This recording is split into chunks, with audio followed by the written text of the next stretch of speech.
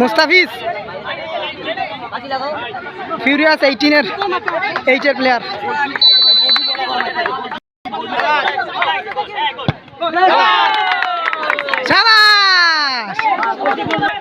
এবার মারতেছে 10 ব্যাচের আখিরুজ্জামান আখের।